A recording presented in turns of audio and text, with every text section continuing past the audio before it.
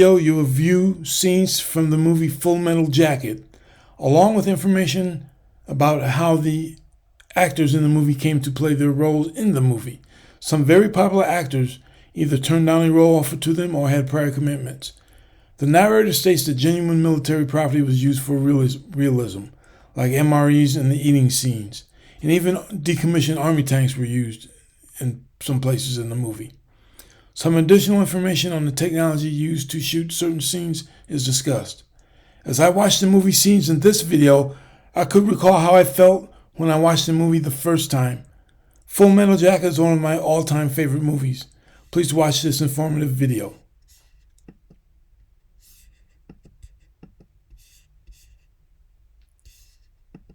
If we're talking about the holy trinity of Vietnam War movies, there's no doubt about which ones reign supreme. Indeed, Francis Ford Coppola's Apocalypse Now, Oliver Stone's Platoon, and Stanley Kubrick's Full Metal Jacket will forever be regarded as the most viscerally harrowing glimpses into the physical and psychological toll that the Vietnam War had on a generation of young American men. Yet, despite the popularity of Full Metal Jacket, one can't help but wonder how much more successful the movie would have been if it weren't released in the shadow of Platoon's smashing success. Remember, not only did Platoon win 4 Oscars in 1987, including Best Picture, but it was released in theaters just 5 months before Full Metal Jacket. As a result, Kubrick's undeniable classic sort of got lost in the shuffle and never received the contemporaneous accolades and attention that it deserved. Of course, always ahead of the curve and far beyond his time, Kubrick's Full Metal Jacket has only gained appreciation and popularity over the years, with many even asserting that it's the absolute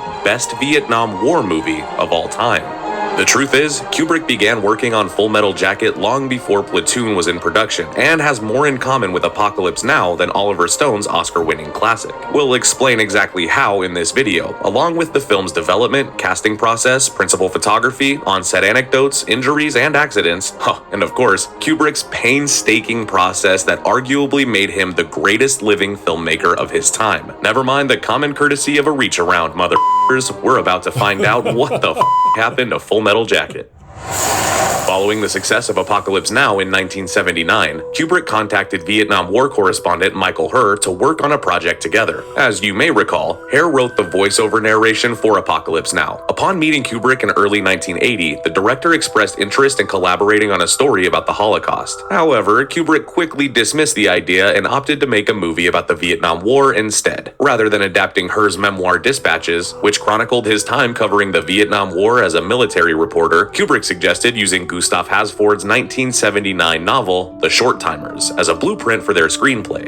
Herr read the novel in galley form before it was published and agreed it was a masterpiece worthy of adapting to the big screen. By 1982, Kubrick read Hasford's finished novel twice and declared that it was, quote, a unique, absolutely wonderful book, and committed to adapting it as his next big feature film. As a notorious perfectionist, Kubrick began researching the subject at great length in 1983, poring through reels of documentary war footage, reading Vietnamese newspapers on microfilm that he had accessed through the Library of Congress, and examining thousands of photographs from the region and time period. Despite Herr's reluctance to revisit the traumatic subject matter, Kubrick convinced him to co-write the screenplay from a treatment that Kubrick outlined himself. Herr met Kubrick in his home in England every day, and they would break the treatment into specific scenes. Once Herr wrote a draft of the script, Kubrick recruited Hasford to collaborate on the screenplay in 1985. At this time, the project was still titled The Short Timers. However, Kubrick felt that the audience would expect to see a movie about manual laborers who only put in half days at work. As such, Kubrick changed the name to Full Metal Jacket, a term that he had read in a gun magazine that refers to the standard issue 7.62mm round that has a copper coating covering the lead core of its projectile. This was the primary ammo used by the infantrymen during the Vietnam War. Once the first draft of the script was completed, Kubrick had Herr and Hasford work on subsequent versions independently. According to Herr, he and Hasford had no clue what the other writer was submitting to Kubrick. This led to a messy dispute over credits for the screenplay, with Hasford ultimately threatening to take legal action. At one point, Kubrick wanted to meet with Hasford in person to discuss the script. However, Herr advised Kubrick to avoid the meeting, telling the director that Hasford was, quote,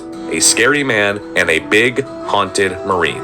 Despite the warning, Kubrick invited Hasford to his home to discuss the project. The meeting went so badly that Hasford never met with Kubrick again, despite Hasford's attempts to remove his name from receiving a story by credit. In the end, he was credited with co-writing the screenplay with her and Kubrick. When it came time to cast the film, Kubrick organized a massive search through Warner Brothers, and that extended from the US to Canada. Kubrick encouraged those interested in playing a role in the film to record their own audition on videotape. All told, 3,000 tapes were submitted, with Kubrick personally watching roughly 800 of them to find the right performers for various parts in the film. While Matthew Modine was ultimately cast as the film's lead, Private Joker, Val Kilmer auditioned for the role. According to Modine, Kilmer confronted him in a Hollywood restaurant one day, claiming that Modine stole the lead role from him. However, Modine wasn't even aware of the project at the time, but once he did catch wind that Kubrick was casting for his new film, Modine sent the director footage of his performance in Vision Quest. Meanwhile, Kubrick also cast Modine after seeing clips of his work in Alan Parker's Birdie. More interesting yet, Brat Packer Anthony Michael Hall was originally cast as Private Joker. Kubrick reportedly watched Hall's performance in John Hughes' 16 Candles 3 times, and he was adamant that he was right for the role of a wisecracking, anti-establishment soldier who becomes a war reporter. Believe it or not, Hall spent 8 months preparing to play the role. However, in the end, Hall's agent at Warner Brothers couldn't settle on a salary or a schedule. And while all of this is going on, according to a 1988 Playboy interview, Bruce Willis was offered an unspecified lead role, but was forced to decline due to his schedule on Moonlighting. Even more shocking yet, Arnold Schwarzenegger was offered to play the role of Animal Mother, but turned it down to star in The Running Man instead. Schwarzenegger was replaced by Adam Baldwin, and last but not least, the great Denzel Washington was considered for the role of 8-Ball. However, Washington declined the role when Kubrick refused to send him a script, and as such, Dorian Harewood was cast instead. According to Kubrick, the hardest part to cast in the whole movie was Private Leonard Pyle, played indelibly by Vincent D'Onofrio. According to reports, D'Onofrio learned about the casting auditions from Modine, and D'Onofrio rented a video camera and filmed his own audition after regaling himself in full army fatigues. Once Modine suggested D'Onofrio play the role and Kubrick saw the video audition, he agreed that D'Onofrio was the right one for the role. Afterward, Vincent D'Onofrio was required to gain weight for the role and ended up gaining 70 pounds. To date, that weight gain remains a record for an actor, with D'Onofrio eclipsing Robert De Niro's infamous transformation in Raging Bull. It took Vincent D'Onofrio 7 months to put on the weight, and then 9 months to take it off, requiring rigorous exercise in the process. While filming his scenes during the Paris Island outdoor training regimen, D'Onofrio tore several ligaments in his knee due to the excessive weight he put on for the role. D'Onofrio later admitted that he patterned his performance on classic silent film stars from Universal monster movies, especially those played by Lon Chaney. When Kubrick began directing D'Onofrio, he told the actor, quote, "I want you to be big, Lon Chaney big." D'Onofrio was thrilled that he had already studied Chaney's body posture and on-screen movements. As for the iconic role of Gunnery Sergeant Hartman, actor Bill McKinney was Kubrick's first choice. However, according to director John Boorman, Kubrick was so terrified of McKinney's performance in Deliverance that he refused to even meet with the actor in person and declined the idea of casting him. Kubrick also personally telephoned Ed Harris and offered him the part, but Harris declined and later expressed regret over the foolish decision. Actor Tim Colseri was eventually cast as Hartman and spent roughly 10 weeks preparing for the tightly scripted dialogue. However, just before he was set to film his scenes, Colseri was notified that he had been replaced by R. Lee Ermey.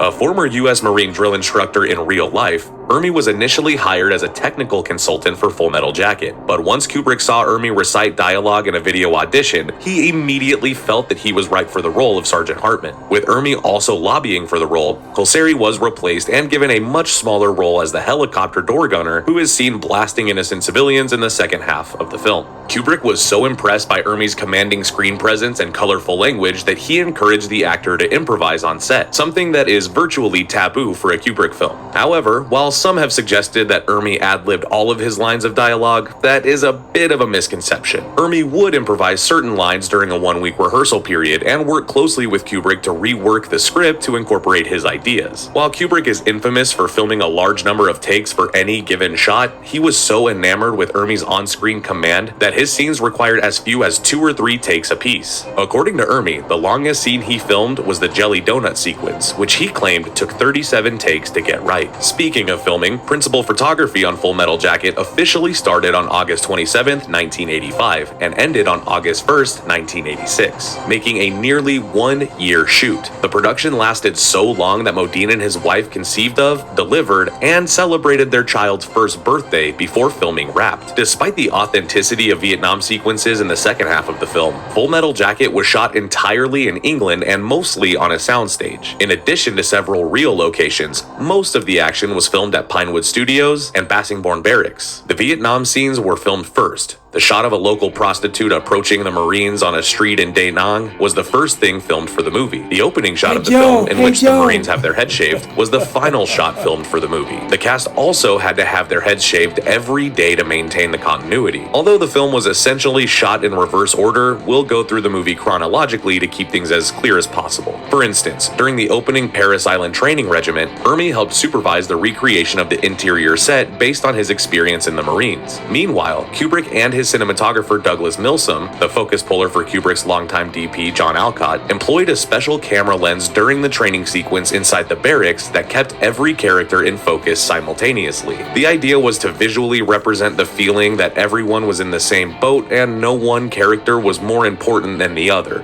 fostering a sense of teamwork and camaraderie as they all experienced the same abusive treatment. While archive footage of real Parris Island was used for the graduation scene, several other locations were used. In addition to RAF Swinderby, Lincolnshire, most of the training scenes were filmed at the Bassingbourn Barracks, which is located in Bassingbourn, Cambridgeshire. For the outdoor shooting range sequences, a British Army rifle range near Barton, Cambridge was chosen. Some of the outdoor training shots were also filmed in Epping Forest, Essex. If you look closely at Joker's shirt during the Parris Island sequence, his shirt reveals his name to be J.T. Davis. This is a deliberate reference and an honorary shout out to James T. Davis, who was the first officially recorded U.S. casualty in the Vietnam War. Davis was killed in battle in 1961. During the making of the Parris Island sequence, the production suffered a massive blow when Ermey got into a Jeep accident after skidding off the road at 1 a.m. Ermey broke several ribs during the accident. At the time, Kubrick actually called Tim Colseri and temporarily rehired him to play Hartman. However, Kubrick changed his mind again and decided the best thing for the movie was to halt production until Ermey recovered. All told, the production delay lasted 4.5 months, which partially accounts for the budget nearly doubling from $16 million to start and roughly $30 million by the time post-production was over.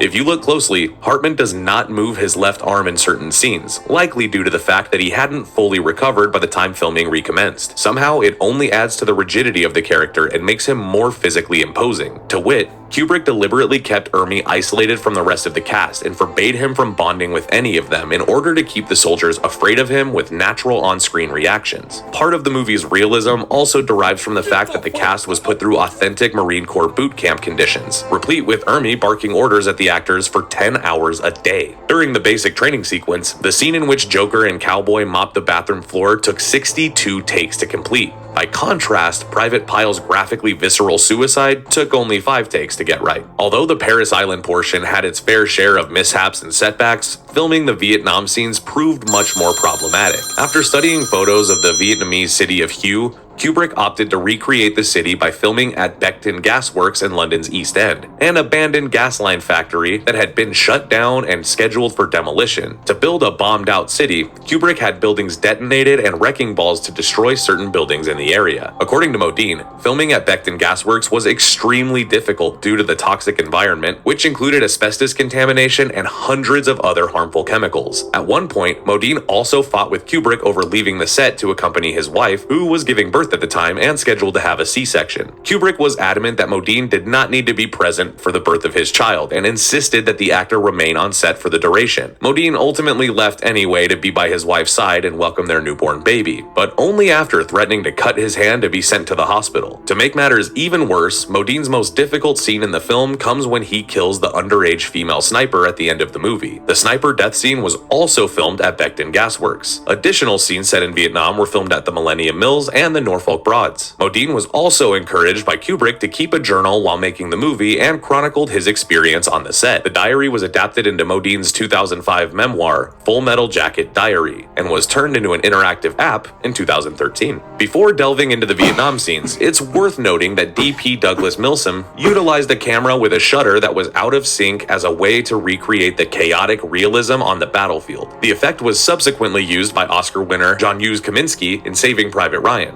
Kubrick also opted to shoot the film in a full-frame aspect ratio of 1.331, although most theaters in the US cropped off the top and bottom of the frame and exhibited the film in spherical widescreen format. Speaking of the authenticity of the Vietnam War scenes in the film, Kubrick went to great lengths to recreate Vietnam as accurately as possible. For instance, Kubrick had his cast consume real Vietnam War food rations for the scenes in which the Marines eat on screen. Kubrick also ordered a full-scale plastic replica jungle to be delivered to the set in England from California. Yet once he took a look at it, Kubrick grumbled, "I don't like it.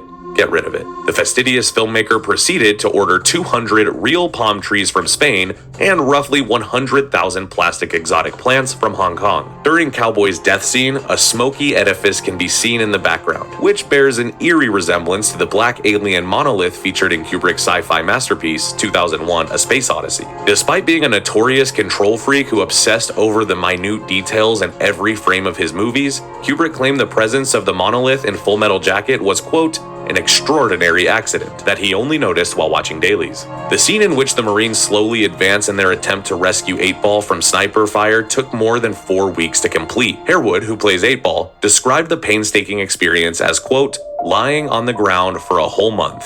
Harewood was sent to the hospital twice during production after his eardrums were blown out from the loud explosions on set. Oof. Furthermore, to establish a sense of hyper-realism, Kubrick acquired 4 decommissioned M41 Army tanks from a military general in Belgium, who was a huge fan of Stanley Kubrick. Meanwhile, Kubrick and his production team lease and paint the S-55 Westland Wessex helicopters seen in the film in order to resemble the Marine Corps Sikorsky H-34 Choctaw used in the real war. For the weapons scene in the film, Kubrick was able to secure an assortment of rifles, M79 grenade launchers, and M60 machine guns from licensed munition dealers. Another reason why the Vietnam War scenes feel so real relates to the contributions of production designer Anton Furst. During pre-production, Kubrick personally sought Furst after being impressed by his breathtaking work in Neil Jordan's 1984 horror movie, A Company of Wolves. Part of Furst's research consisted of poring through more than 6,000 photos of the Vietnam War. According to Furst, the idea was to visually represent a hellish inferno,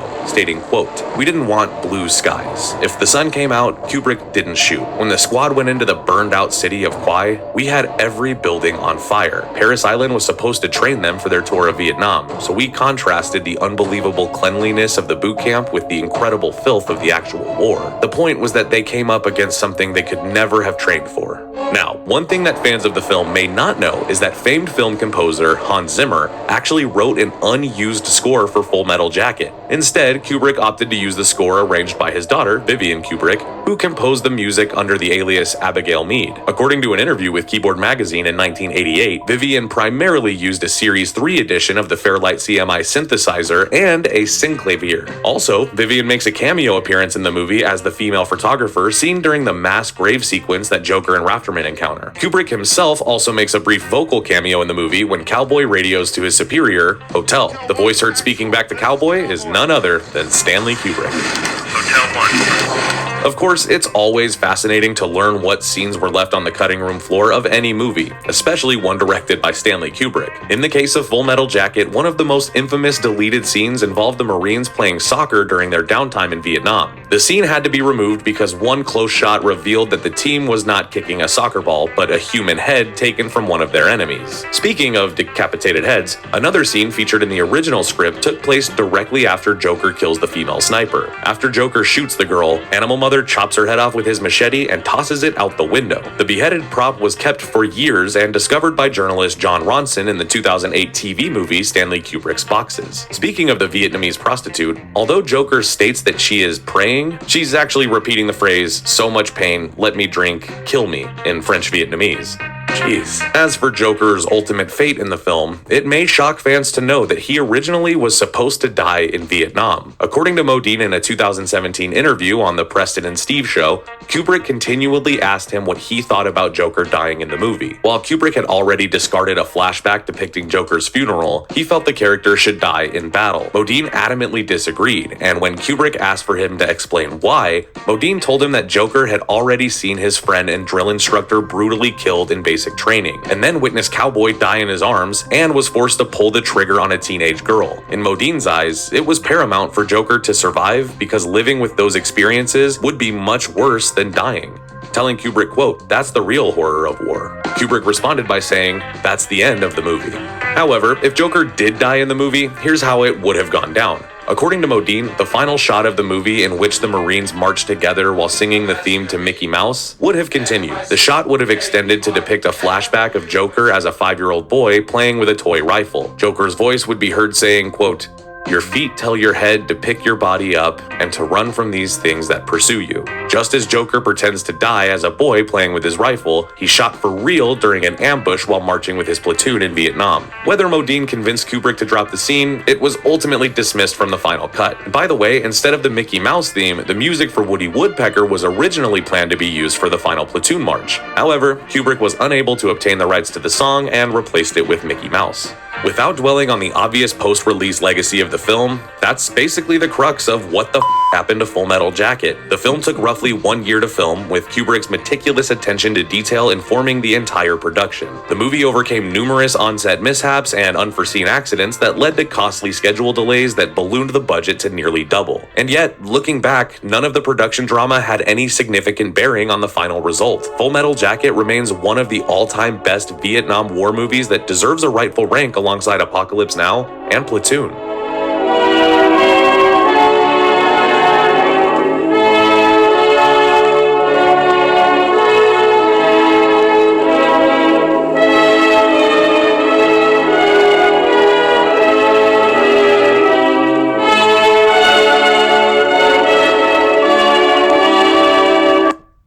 Full Metal Jacket is definitely one of my all-time favorite movies. Thank you for watching.